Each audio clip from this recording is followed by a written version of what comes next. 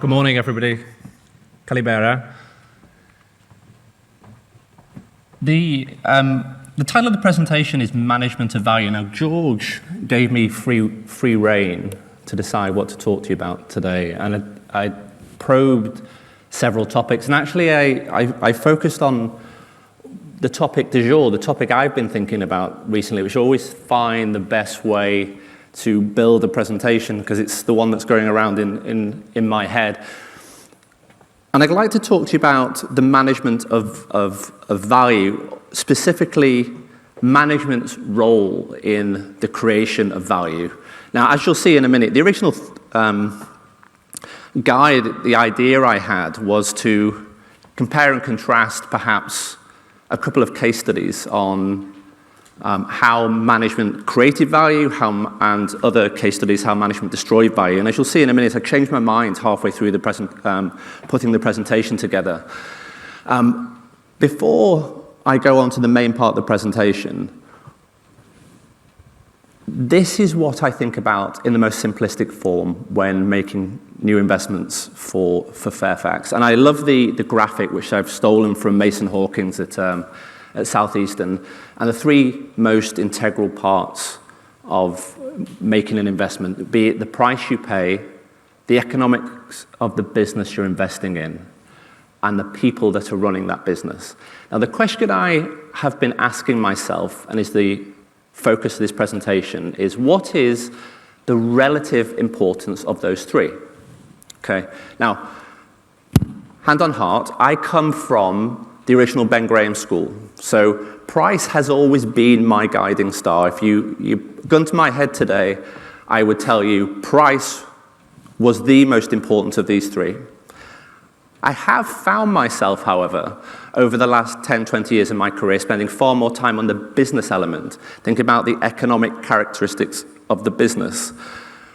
But I had noticed that I still didn't spend a lot of time on the people component. It always felt like a very distant third out of these three characteristics. And the question I wanted to ask myself with you today was, is that correct? And I went back, as I often do, through some of the Berkshire Hathaway letters looking for inspiration. And this is I pulled this out of Buffett's 87 letters to shareholders. And he's making two very important points here. Okay. The first is that when a CEO becomes a CEO, there are many routes to becoming a CEO. You can become a CEO through the sales channels, the marketing channels, research and development, operations, all of which are perfectly fine, but often do not prepare a CEO for actually their greatest responsibility, which is capital allocation.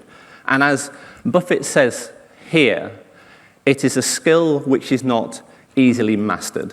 Now, the second point he makes, which is what I've highlighted, is its relative importance to the business. So he highlights that if you have a CEO who retains 10% of starting capital every year for a decade, that CEO would have been responsible for 60% of all the capital deployed in that business at the end of the decade.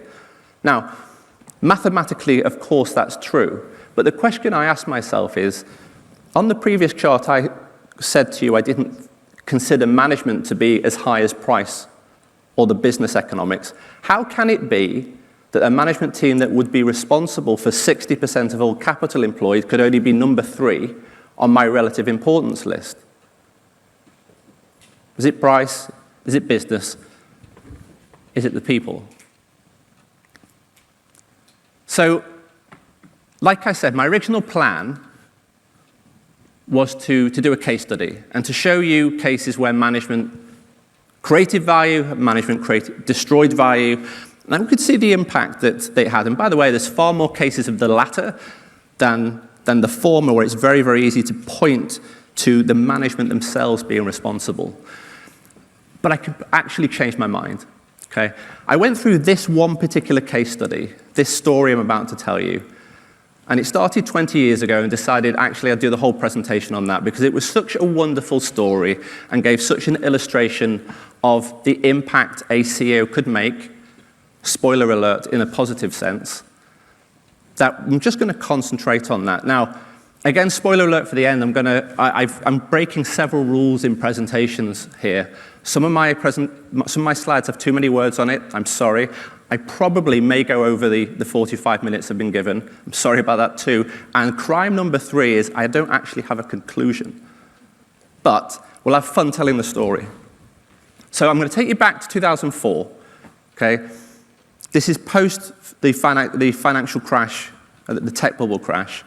And we're going value investing in Europe. Okay? So I have a dilapidated firm. It's a big firm. I won't tell you who it is yet, but the price that I want you to remember for the entire presentation is 5 billion. It's actually 4.7, but 5 billion euros is what's on offer for this firm, this mystery company in 2004. Now, I said to you there's going to be a couple of slides with too many numbers on, but I'll guide you through it.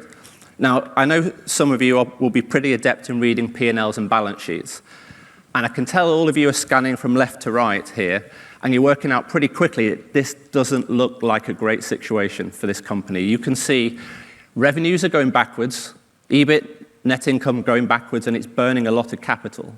Okay? P&L and cash flow are not doing very well.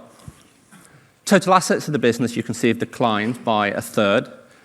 Shareholders' equity is halved, and shares outstanding are up by 2.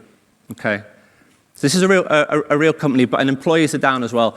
This is a terrible situation. This is a very, very large company. You can see it employs 162,000 people. The question I have before I reveal the company is, for those of you who are adept at reading balance sheets, is anybody interested at this point in buying this company for 5 billion? That's the price on offer. When I first look at this, you think, now I know how the story ends. And I still don't want to buy this company right now at this point. Now, the group is Fiat Group.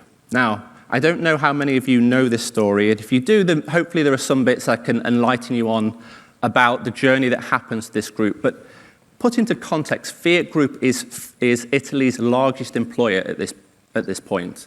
It is a national institution. Fiat Group was founded in 1899, so it celebrated its 100th birthday in 1999, and things hadn't been going well for a while. Actually, they'd raised capital in the early 90s. But there are 3 things that I want you to understand before you reassess your decision of whether you want to buy this stock in 2004. The first is family ownership. So Fiat was founded in 1899 by the Agnelli family, by Giovanni Agnelli. Okay? His grandson, Gianni Agnelli, ran the company in the 60s, and it did very, very well in the 60s, expanded from an auto manufacturer into a conglomerate. And I'll give you I'll give you an idea of how big it was as a conglomerate in a minute. So the Agnelli family still control 30% of this business, but there is massive disagreement going on behind the scenes. So Gianni Agnelli steps down at the end of the 90s. And he decides to pass over his heir apparent for his stake in Fiat. He goes one level below to his grandson, who you may know now as John Elkann. Now, John was appointed to the board of Fiat in 97. He was 21 years old, but there's a lot of family strife going on that you need to be aware of before we make this investment. Furthermore, Gianni Agnelli dies from cancer in 2003. Okay. Now, the family were aware he wasn't very well. Gianni was aware he wasn't very well. And he actually asked his brother, Umberto Agnelli, to take over the chairmanship of Fiat in 2003 after he dies. But Umberto also dies of cancer in 2004. So the family structure and the family ownership is actually left quite rudderless. So we have a lot of problems going on at the family ownership level. So remember that point number 1 on the family. Things are not much better at the family level. By 2004, we've had 4 CEOs in 2 years. Okay? Now, a little anecdote. By the way, a lot of the sources, I can tell you where I got them from. A great book written by Jennifer Clark called Mondo Agnelli, which I encourage you to read. So let me give you this anecdote. So in 2004, I just told you that Umberto Agnelli dies of cancer, and the family's in mourning. Now, they go to the funeral. The whole of Turin goes to Umberto's funeral on a Saturday in May 2004. During that funeral, the current CEO of Fiat calls an EGM, an extraordinary board meeting, asks the family to call an EGM for the very next day on the Sunday, but doesn't tell them why. Family speculates, and the family meets on the Sunday morning, and they work out that the current CEO is using the opportunity of the funeral for a power grab. Okay? He is going to propose combining the roles of chairman and CEO to consolidate ultimate power.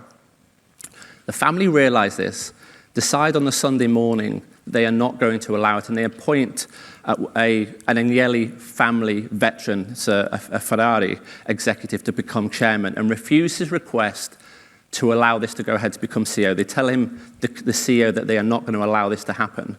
The CEO doesn't even continue with the EGM on the Sunday. He gets on his helicopter and leaves and never returns. He resigns May 30th, 2004. So this is the situation we find ourselves in. We have a new chairman, a business losing an awful lot of money, and no CEO. This is the position Fiat finds itself in, frankly, on the way to bankruptcy. Now, the operations are a mess. So just to give you, again, a little bit of an idea, in 2002, they raised $1 billion of capital, and they sold $3 billion of asset disposals, including 1/3 of Ferrari. Now, Ferrari, they sold, remember this number, $750 million. They sold 1/3 of Ferrari. And anybody who knows what Ferrari's worth now will realize that would have been an incredible mistake. So they raised $750 billion for selling 1/3 of Ferrari in 2002. They sold $1 billion worth of GM stock, 5% of GM, for a 50% discount, by the way, in 2002. And they agreed a refinancing package with the banks, an emergency refinancing package, $3 billion of mandatory convertible loans, which had to convert in 2005. Okay? That didn't fix the hole. 2003, they went back to the market. They had an insurance business they sold for $2.5 billion. They had an aviation business they sold for $1.5 billion.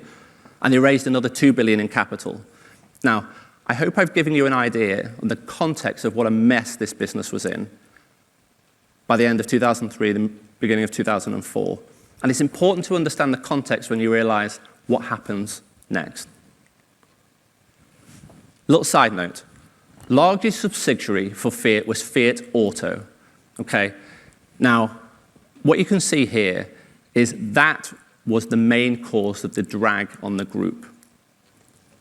Unit sales were down from 2.3 million to 1.7, so down a quarter. Revenue down 17% over this 5-year period, and you can see it is burning an awful lot of cash. One little chink of light was in the year 2000, believe it or not, the Fiat family had the opportunity to sell Fiat Auto to General Motors for $12 billion, and they refused. They didn't want to get out of the legacy business, but what they did is they sold 20% to GM and announced a partnership, and in return, they took the money and bought 5% of GM in return, so that's where the partnership came. Most importantly for our story, Fiat retained a put option over the remaining 80%. Theoretically, they could dump the 80% of loss-making Fiat Auto on GM.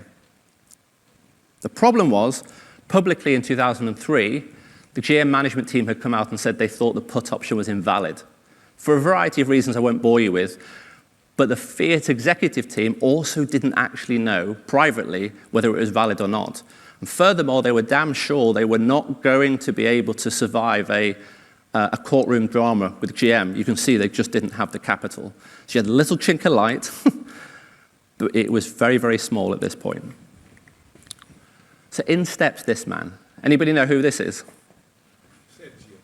Sergio Marchionne. Okay. Now, what you may not know, if you know of Sergio Marchionne as a superstar today, he was not a superstar, really, when he came in.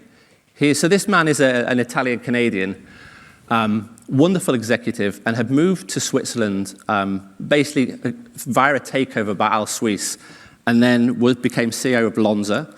and in 2002 became CEO of SGS. Now, SGS is a testing company based in Switzerland, and that is how the Agnelli family knew of him. Okay, it wasn't a very long. Remember, he takes over Fiat in 2004, so it's not like they've known each other for a very long period of time. Most importantly, he had zero auto industry experience when he took over Fiat. He had been on the board of Fiat for just 1 year, less than 1 year prior to taking on this CEO-ship. John Elkann, the guy who was charged with bringing him in, knew him for about 3 weeks before he was brought in. So Sergio gets to work, right? This is the actual slide he presented in his 2005 stockholders meeting. Remember the mess we just discussed? So remember, do you want to invest 5 billion euros in 2004? He says he's going to take the company to break even within 1 year, within 6 months. 2004, the company would be break even. Okay, it's going to grow sales. EBIT margin will go to 5 to 6%. The net income will go to 1.5 to 2 billion. Now remember, this stock is on offer for less than 5 billion. Okay, so you can buy it for 3 times earnings if you believe this guy. It's going to reduce debt and grow the business. Now, I don't know. Again, we know how the story ends. I don't know that I would have backed him at this point, given what I can see from the balance sheet, and his track record isn't what we know it to be today. But this is what he does. So I'm going to try and condense what he does at Fiat, Marchionni Part 1, in a very short period of time. Okay. First thing he does, remember the put option I told you about earlier? Okay. Fiat executives pretty much thought it was worthless. He's the 5th CEO to come in the last 2 years at Fiat, and he's the only one that came out and said, GM, this is worth some money. I'm not going to fight you on it. So he sat down. By the way, Marchionni was an extraordinary poker player. Don't know whether that helps. I suspect it probably did do in negotiations. There's a lot of fun stories behind these negotiations, but the long and the short of it is by February. Remember, he starts in June 2004. February 2005, he manages to pull $2 billion out of GM for them to walk away. You imagine that as a marriage. You'd be like, I will pay you not to marry you. That's what GM does. They walk away, pay Fiat $2 billion, and give them the 10% of Fiat Auto back. You can have it. So he clears that up. And remember, Fiat's balance sheet's in a bad way at this point. So that $2 billion is absolutely vital. Sorry. He also does a couple of other things, which is quite important. Now, Marchioni's background, he was actually a trained accountant and a lawyer, which he uses to great effect through his tenure at Fiat. Now, I think of Marchioni as a Swiss Army knife. Literally, the guy has all the toolkits, which is why this happens so rarely. But you'll notice here that debt is split between 2 categories. Now, you may not have noticed before I pointed it out, but it's actually quite an important part about how you commit to some of these turnarounds. You get people to focus on what you want them to focus on. Net industrial debt is the debt related to the car operations, the non-financial operations. And you convince the public that that's the bit that you need to reduce. Okay? And you basically stop them focusing on the much bigger number, and you get them a much smaller number. Now, he inherits a group at the end of 2004 with nearly 10 billion of debt. Remember, it's burning cash flow. And he takes in the 2 billion from GM. Okay? And he also does things like he deconsolidates some of his fincos, the financial companies on the bit. So he will retain 49%, control the operations, but he moves them off balance sheet, just so the presentation of the business. Now, I'm not saying this was shady in any way. It was just smart. You have a business that's over-leveraged, and he's getting the people to focus on what he wants them to focus on.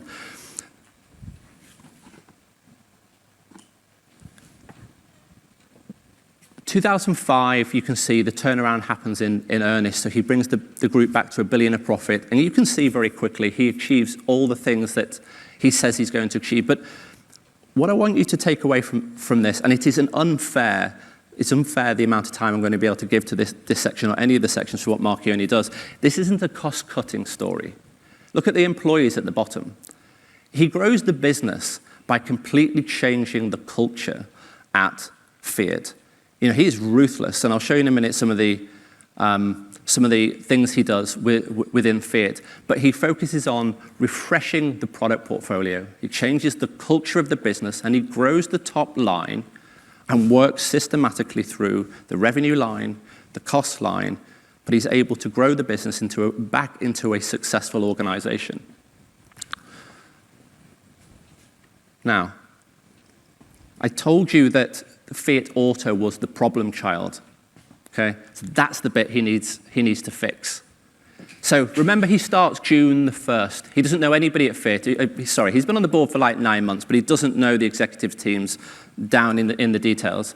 So he works. He doesn't take a day off between June and September the 1st. And the way Marchioni manages is walk the floor management. He literally walks every single day through the offices, sits down with executives without an appointment, and interviews them. If they do well, they stay and potentially get promoted, and if they don't stay the very next day. So in 2 months, he unveils his new 24-person team at Fiat Auto. And you notice, 10 of them are under 45 years of age at this point. It's very quick to promote internal talent. But I said he was ruthless. 6 weeks after announcing his new head of Alfa Romeo, he's gone. In November, he literally takes the CEO's job of Fiat Auto and says, I'm having half of that, you're not doing a good enough job.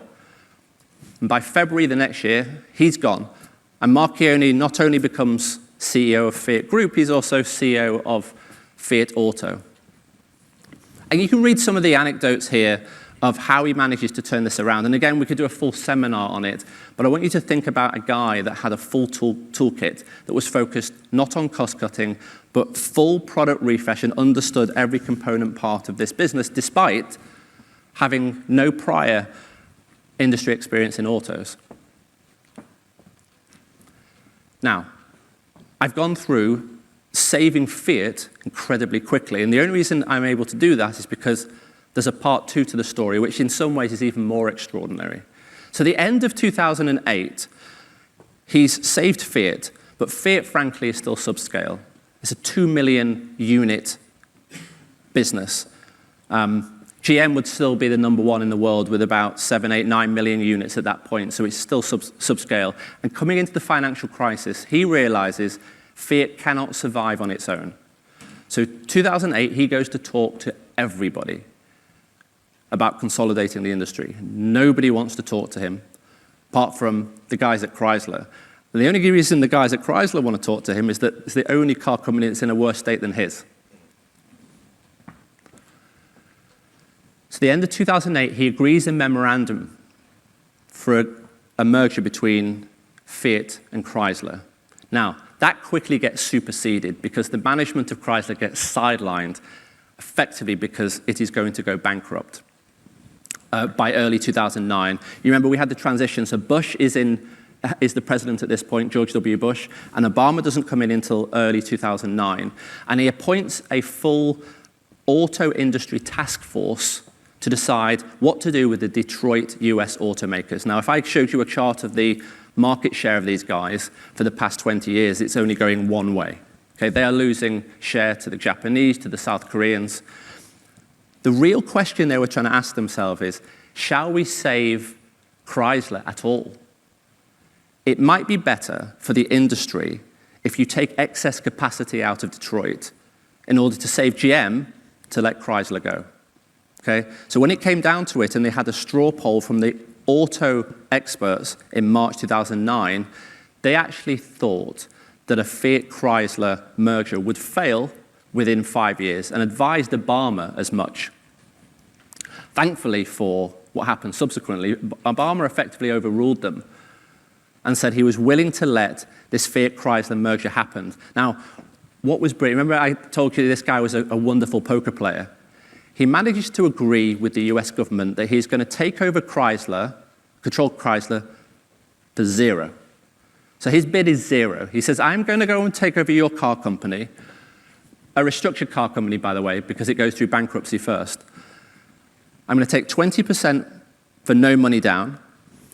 I'm going to take another 15% if I hit some targets. Now, there's a few targets in here. The most important one was that Chrysler didn't know how to produce low-emission vehicles. And it was important to the Obama government that they had that technology, and Fiat agreed to provide that technology. So if he hits those targets, he's going to get 35%. And he agrees a final 16% call option that he can take the majority stake in Chrysler once he has paid back the US and Canadian governments for that stake. Now, remember this is in May 2009, right in the depths of the financial crisis, he takes over Chrysler. By November, he does the same playbook as Fiat. He comes back to the market with an idea of, he says to the market, this is what I'm going to do with Chrysler. So he says he's going to refresh 16 models in 14 months. Now, it normally takes a car company about 3 years at least. Could be 6 to 8 years, depending, but to get a model to market. That this level of refresh is completely unheard of. He was basically laughed out of Detroit as part of, with these targets. He also said that Chrysler, which had been losing market share and declining in unit volumes forever, he was going to increase unit volumes by 40% relative to the 2008 base. But 60% of them were actually going to be on the Fiat technology platforms. So, takes over a business. Remember, we've got this business, at least a third of it for free if he hits it. This is a $5 billion profit business. And again, he introduces world-class manufacturing. I skipped over it prior to this, and if any of you are operational executives, it comes from the Kaizen type operations, minimization of error rates and so on and so forth. But it's a really important part of how he turns Fiat around initially, and a very important part of how he goes on to turn around Chrysler. Now, so he puts these targets out and says he's going to save Chrysler. At the same time, don't forget, he is also CEO of Fiat Group. And he decides the time has come to split the group in two. So again, remember the Swiss Army knife I told you about before? Full spin-off mode. So the guy realizes that a Fiat-Chrysler combination will give him enough scale for the auto business to survive on its own. So he hives off two other businesses into a separately listed vehicle, Fiat Industrial. So this is Case New Holland, which is agricultural equipment, and Iveco, which is commercial vehicles. We're going to come back to those later on. So, he performs his magic, okay?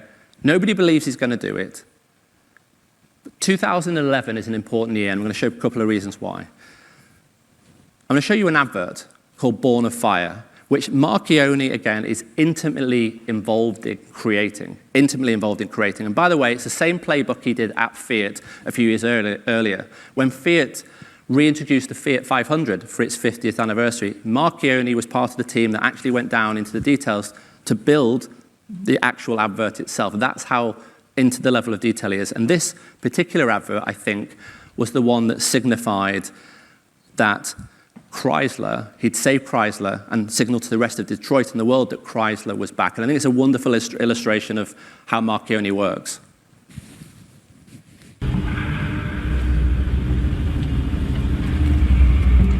I got a question for you. What does this city know about luxury? Huh? What does a town that's been to hell and back know about the finer things in life? Well, I'll tell you, more than most. You see, it's the hottest fires that make the hardest steel. Add hard work and conviction, and the know-how that runs generations deep in every last one of us. That's who we are. That's our story. Now, it's probably not the one you've been reading in papers, the one being written by folks who've never even been here and don't know what we're capable of. Because when it comes to luxury, it's as much about where it's from as who it's for.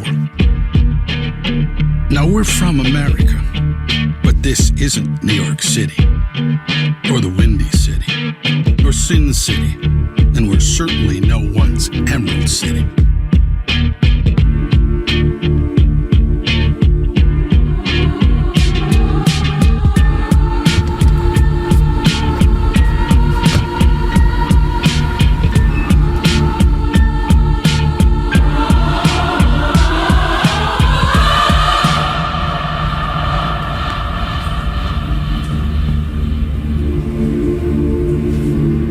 This is the Motor City, and this is what we do.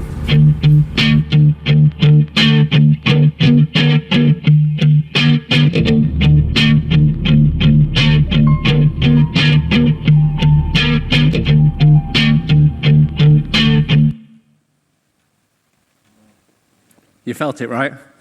I remember reading the book, there were reports of Chrysler dealerships, like the independent dealers, all erupting in applause after they weren't told that advert was going to air. You can imagine these guys had been beaten down over year after year. You know, their entire jobs, they had family investments in running Chrysler dealerships, and that thing comes on, like, you know, we're going to make it. We're going to make it. Just extraordinary.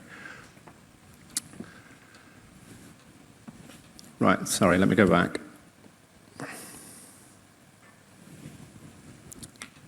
So again, I'm going to try and summarize in the financials for you what he managed to do for Chrysler over this 9-10-year period. So I said to you 2011 was important. You know, I showed you the advert, but actually 2011 was the year he fully paid back the US and Canadian governments everything he owed them, $12.5 billion, including unused credit lines. Remember, this company was bankrupt, you know, a couple of years before. So May 2011, 24th, was known as Payback Day and was celebrated as such within Chrysler. Now, I also told you that when he paid back these loans, he got to exercise that final part of the option, which he did in 2011. And you can see this is for the Fiat Chrysler Group. You can see this is why revenue jumps from 2012 over 2011, is you have the consolidation of Chrysler itself. Just to give you some idea of how important saving Chrysler was to saving Fiat and the Fiat Group.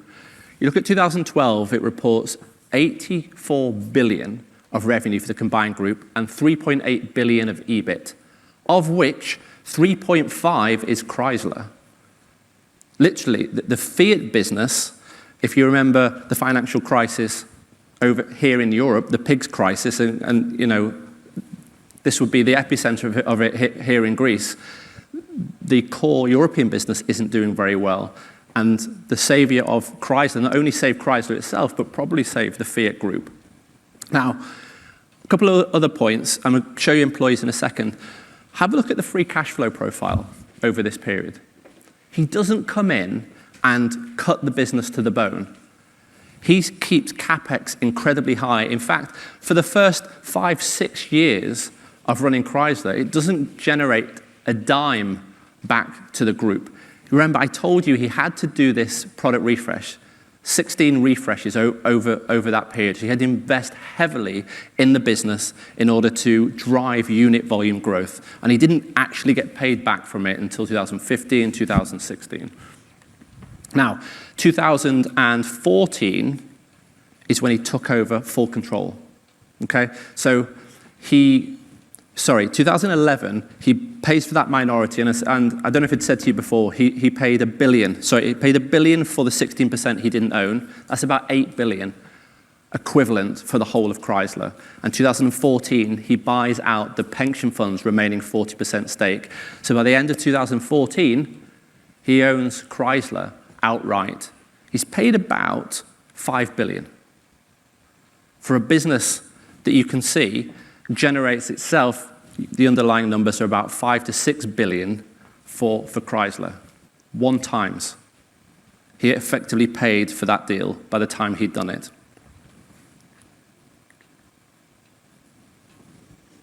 And this is aside from the balance sheet. Now, you remember when we first started our journey with Fiat back in 2004, we had a business that had about $7 billion of shareholders' equity. Okay? And we've spun off by this time two businesses, but we now own a business that started with 7 billion of equity and ends up with 25 billion of retained earnings by the time we finish this period. And he's done the same trick with debt, by the way. He generates the free cash flow, and he's paid down and paid for the Chrysler minorities and taken the business from being indebted to being net cash on an industrial level and basically paid off most of the group's financial debt as well. This is a very, very healthy business by the time he passes away in 2018. Now, remember, so just to give you the numbers again from the start, you had the option to buy this business in 2004 for 5 billion. Okay? What you have today is an autos business with 25 billion of equity, earning 7 of pre-tax income. You also own a stake in the spin-off Fiat Industrial, which is worth 6.5 billion. And you also own a stake in Ferrari, which was spun off in 2015, which at this point is worth another 7. Just extraordinary. So I just mentioned before why this chart ends in 2018. Unfortunately, Sergio Marchionne dies in the summer of 2018. He went in for shoulder surgery, died of complications with shoulder surgery. But this is his legacy over the period he was actually at the helm. So that's the 4.7 billion you could have invested in 2014. And through the variety of mechanisms that he uses, it's worth 25 billion by the end of 2018. And for those of you who are inclined in terms of CAGRs and returns, that's an IRR of 13. The European index did 6 over that period. So he doubled the index over that period. And this wasn't with tailwinds. Now, all of the presentations that I've seen on Marchionne stop there, and understandably so, but I think there's another leg that we should attribute to Marchionne. I couldn't find the source for this quote, but I think it's wonderful. So, a great leader's legacy is not what they accomplished during their tenure, but what continues to thrive long after they've left. If you get a chance, Marchionne did a very, very famous, in Auto World, presentation called Confessions of a Capital Junkie in 2015. It's available on the internet. You can see the link on my slide below. Okay. This was one of Marchionne's great abilities. Now, we've shown you how great he is at the detail. We showed you that when he's going and producing that Born of Fire advert. But he was still able to come out of his own world and think outside the box as well, as if he was an executive from another industry. And he rightly identified that the car industry as a whole still continued to destroy value. That is, returns on capital were below the cost of capital.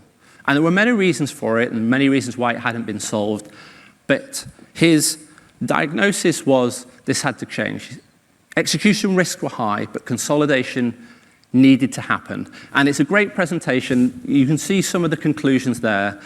But he firmly believed in consolidation. Remember, this is 2015. Marchionne then spends 15, 16, 17 talking to everybody because he realizes that he's taken Fiat from 2 million vehicles a year to 4 million with FCA, and it is still subscale. Still doesn't deliver the returns on capital that it needs to justify its existence. And his fingerprints are all over what happened after he died. Okay? So he dies summer 2018. But his heir and protege, John Elkann, I mentioned him earlier, the Agnelli family heir, is chairman of Fiat Group at this point. He strikes a deal in May 2019, less than 9 months after Marchionne dies, to merge with Renault in Europe. Now, just to give you an idea of how difficult these things are to conclude, that deal collapsed within a month. This was a big deal. It was announced in France, and the French state didn't like it for a variety of reasons, but it collapses in May, June 2019. Undeterred, Elkann then announces a second deal with Peugeot PSA in December of the same year. Okay. And that one did close. So he merges Fiat Chrysler with Peugeot PSA, and that concludes in 2020-21. Now, again, you remember we started with our little 2 million car auto company losing money, and we ended with the Chrysler period earning 6 to 7 billion. And they had to give up equity to do this. So we don't own, we as Fiat shareholders, we don't own 100% of this, we own about half, but still, owning half of 25 billion is pretty good relative to where we started out. And this is the profitability for what is now known as the Stellantis Group at the end of 2023. Phenomenal financial performance. And again, there's no red numbers, by the way, on the debt figures because we're now massively into a net cash balance sheet. He has repaired this business beyond what recognition from where we started out. And shareholders' equity, we started down at 7, ended the last period at 25, we're now at 80. And there's minimal dilution. You can see the doubling of the shares in issue, and that's due to the merger between the two entities. There's no new capital raised at this point. So,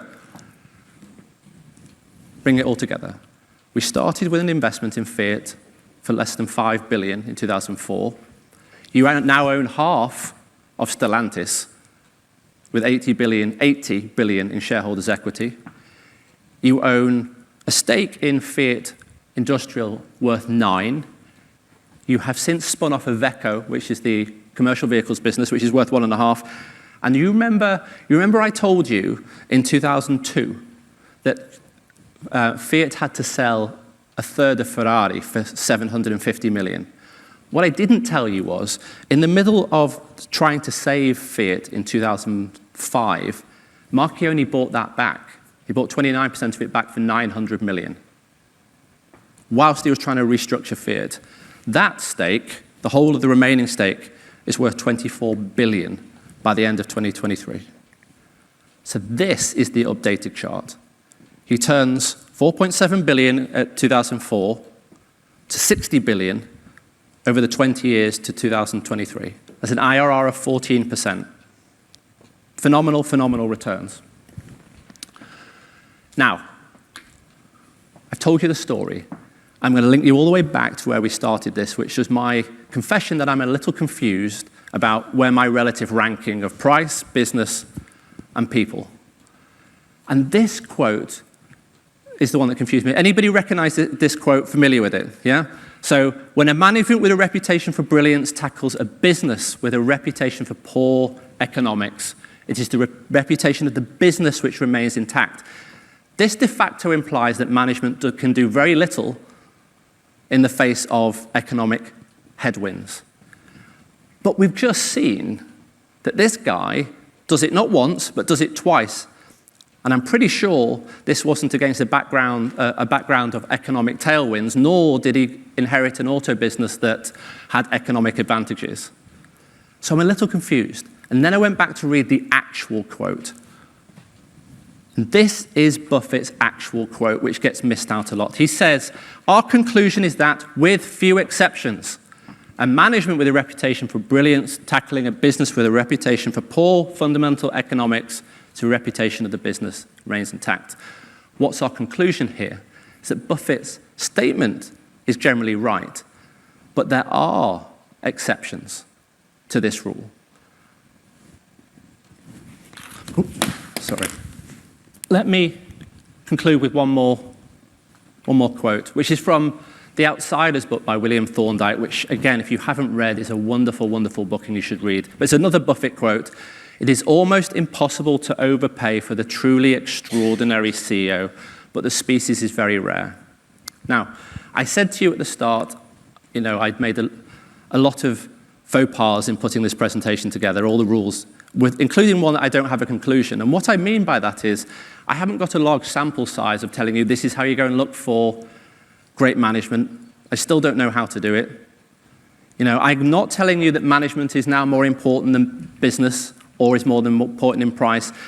But I think it's fair to say, at least from this one example, that there are rare executives who can deliver value over and above those which the industry provides, being its competitive position within the industry as well.